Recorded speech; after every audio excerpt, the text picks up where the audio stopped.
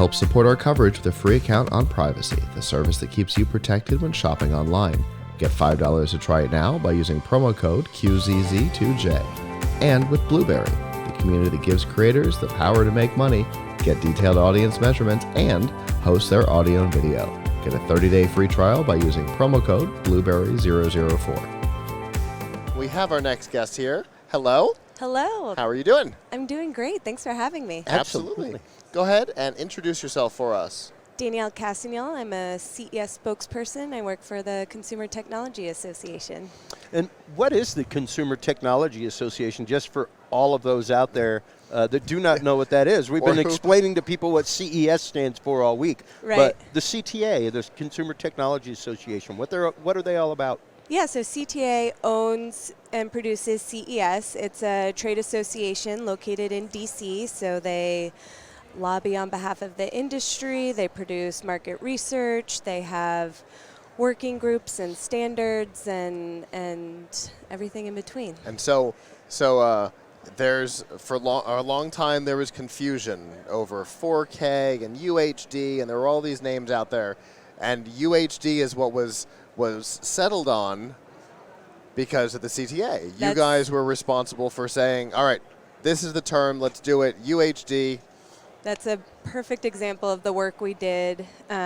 We also just went through that with 8K and next-gen TV. So that is a big part of what we do, too. And it's great because, you know, we talk about it in the car industry all the time. The exact same feature will be available on 3 different car brands, but they have a brand name for it. And so it's like at one of the other conferences we went to, the company had put together this sheet for each, a digital sheet for each car, and you could get all kinds of information, and they created a standardized set of terms because the industry had not, because they don't have somebody like the CTA watching out for us. Yeah, and CTA also does standards in health and fitness, like wearables. So what counts as a step, sleep tracking, they might start looking into some other cool areas too. So it may not be the sexiest topic, and they will agree with me on that, but it is important. Absolutely. Very important. And myself and a couple of other publications have occasionally lobbied to create a group within the CTA to encourage laptop manufacturers to stop producing laptops at 1366. We want to call it the HD Screen Consortium or something like that. Start your own. Because Tom's Hardware has been big on this, like 1366. What year is this? Let's get rid of that. But obviously we're here at CES, which is the most visible part to most people of what you guys do. So let's talk about CES this year. It has been huge. Huge. How big are we, do we think? I know final numbers aren't out, but Right. We do an audit after the show, but we're expecting 2.9 million net square feet of exhibit space. Okay. I remember when you guys were excited to have moved to 2.1, when you breached that 2.0 barrier. Yeah. And we're about to breach 3. Wasn't all that long ago. It wasn't. Yeah. Over 4,400 exhibitors. All right. So we've been using the wrong number all week. Okay. 39 was what somebody we had heard. So 44. 4,400 is what we're expecting, and about 180,000 of our closest friends. Yeah.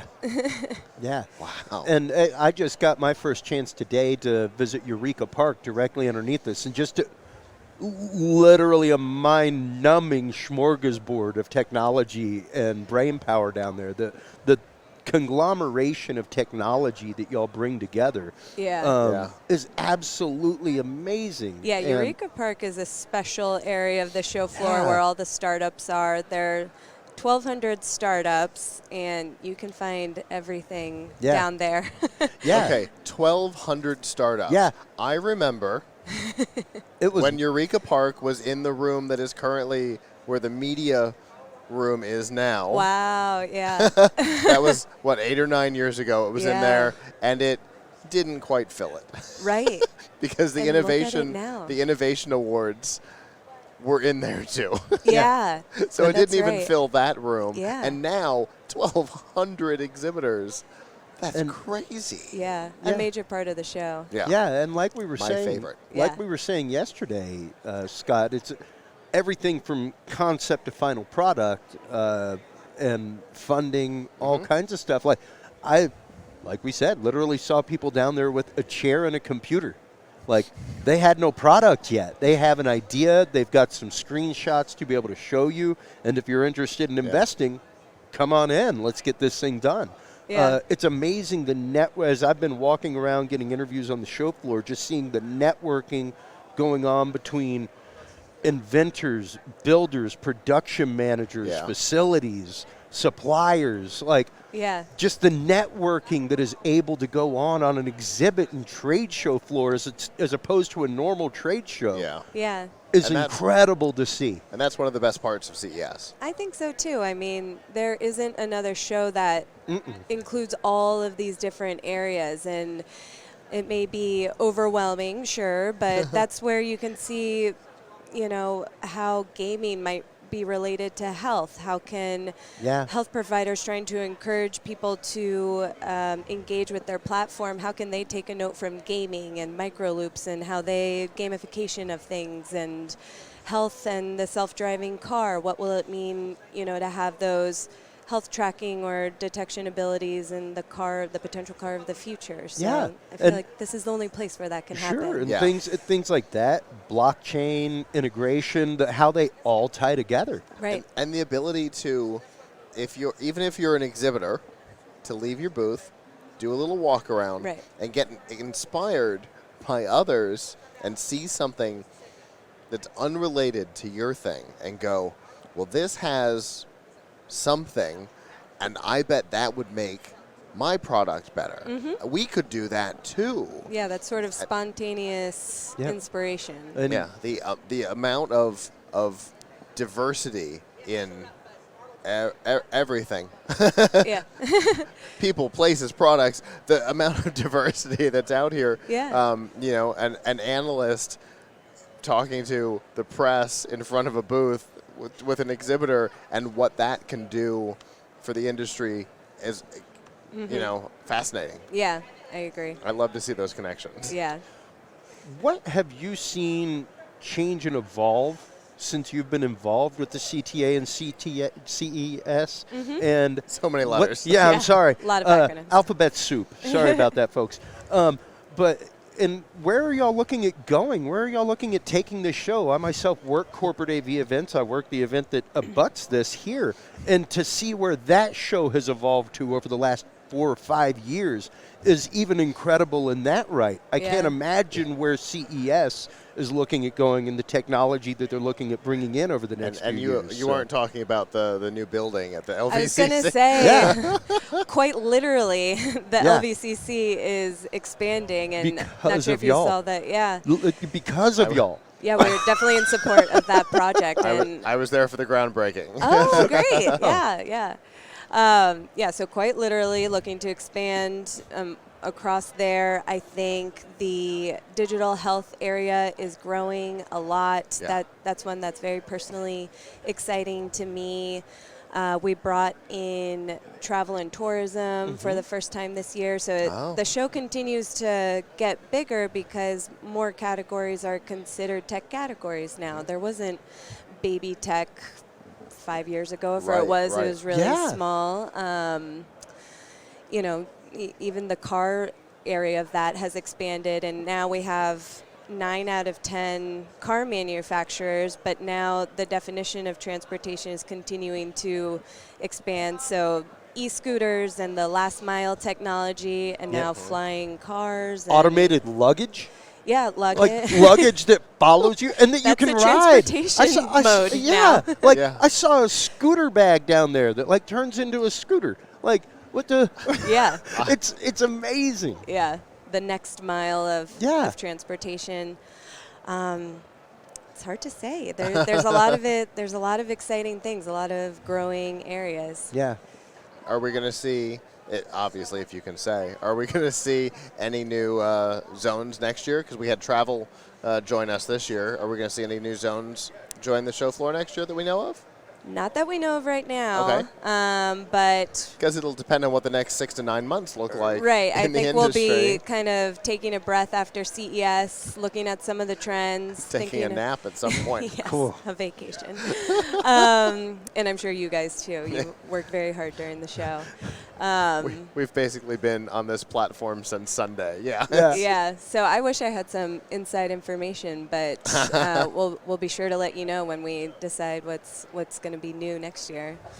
Well, very cool, because there's been a lot over the years. We've seen, sections come and go. I don't even know if the iLounge exists today.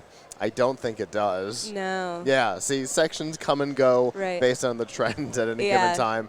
You don't see as much excitement around cell phone baubles as you once did. Right. It was two parts. It was a rebrand, and then, you still, of course, see accessories Of course. on the show floor. Yeah, a lot of sure. wireless earbud accessories, Sure, phone sure. accessories, charging, all It's a of big that. part of the industry. Yeah, yeah. So it's still there, but not in the iLounge name anymore. Yeah. Yeah. Come and go. And not in the North Hall anymore, since Right, that's since taken vehicle over tech by has cars. pretty much completely taken over. Yeah, and another curiosity question, Danielle, in your tenure with CTA and CES, what is the most exciting thing that you've seen exhibited here?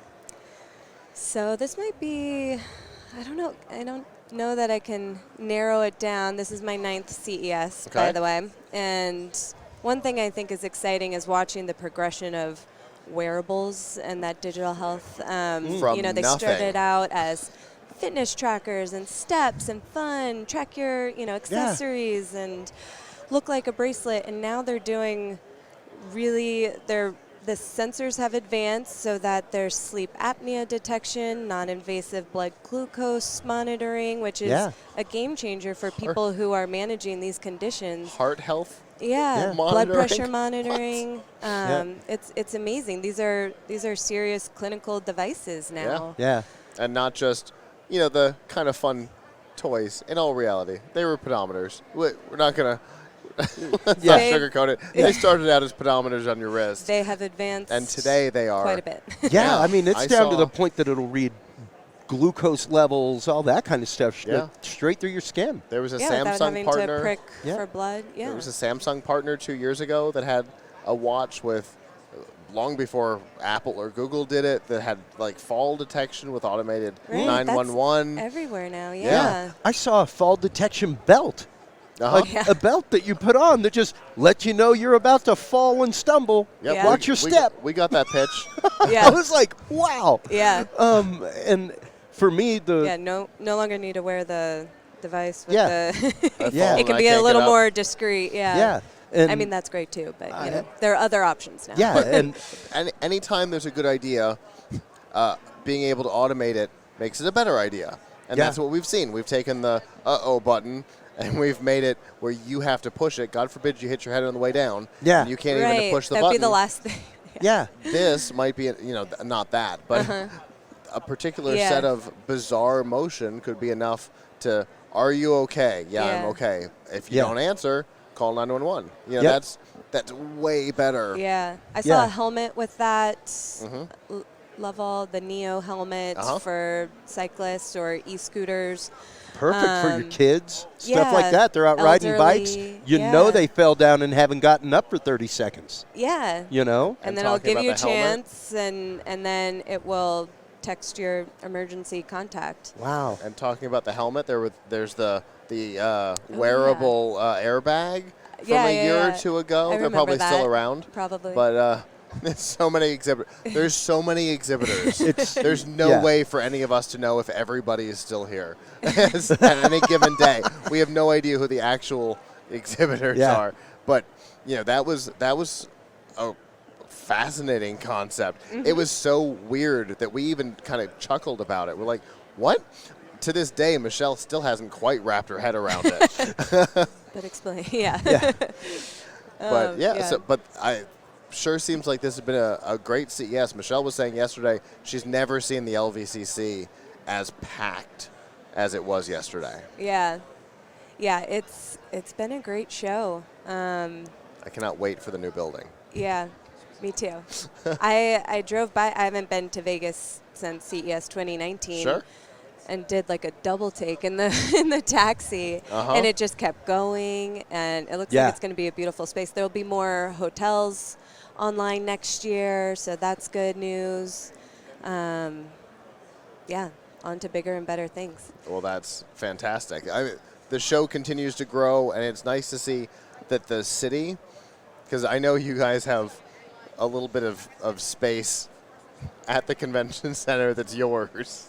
One or two little offices that are always that we use personally. Yeah, that are always CTAs, which I think it's that relationship with the convention center is fantastic, and the fact that the city has embraced and worked to make sure that for CES and other conventions, but let's be honest, CES is kind of the height of Vegas as far as conventions are concerned. The largest and most influential tech event. Yeah, and so it's nice to see the city really support and respond to the needs of the event, and that's what that beautiful new building. That's why the groundbreaking was the convention center in Gary Shapiro. Right. Yeah.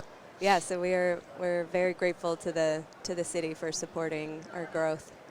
For sure. Well, we're always glad to be here. I mean, I haven't gotten to see much of the show floor outside of my view here. Your purview. Because I've definitely spent the week up on this tower. But you know what? I'd much rather have 152 people come to me than there you go wander 12 miles a day. Well, I encourage you to get out there. Maybe tomorrow, if tomorrow's your last day, do a quick spin, especially here. Yeah. There's a lot of exciting stuff at the Sands. There really is. Yeah. And I remember when the Sands was the like overflow, and today there's so much excitement that happens here. Yeah. You have to see both. You know, you can't come without seeing LVCC or Sands and then C-Space at ARIA, where all the content creators and media and entertainment is over there. So you can't miss any of it. Well, if people want to find out more about the Consumer Technology Association and the things that aren't CES, because obviously they've seen a lot about what CES is, but the other things that the CTA is involved in, how can they find out about it? CTA.tech is a great place to go. Very cool. Right. And when you guys got the new domains, that was such a great idea, because CESweb.com was so hard to remember. Was it? It was like, is it CES Web? CESweb.com? Is it where's the web? Is it web? Yeah. But CES.tech? Yep. CTA.tech? Yep. Much better domain name. Yes. Done. Well, thank you so much for coming and talking to us today. Thank you for having me. Absolutely. We always love talking to at least one blue shirt while we're here. Shirt. Not to be confused with a Best Buy employee. Indeed. Yes, that's right. She is not part of the Geek Squad. No. But you guys are so distinct on the floor, and that's helpful. Good. For us. Yeah. Like we've got Linda in the back here, and being able to find her with a quick scan looking for that blue. Yeah, any blue shirt you find should be able to help. Yeah. Well, thank you so much, and enjoy tomorrow, the last day, and then your vacation afterwards. Thank you. You too.